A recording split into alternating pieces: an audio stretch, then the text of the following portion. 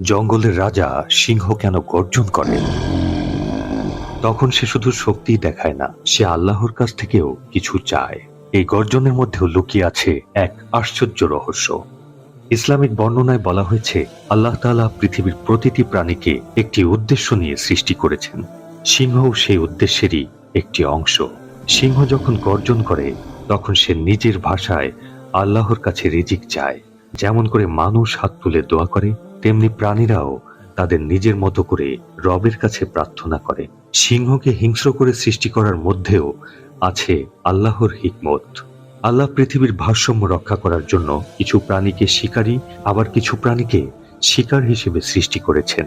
সিংহ যদি না থাকতো তবে অনেক প্রাণীর সংখ্যা নিয়ন্ত্রণের বাইরে চলে যেত, প্রকৃতির ভারসাম্য নষ্ট হয়ে যেত।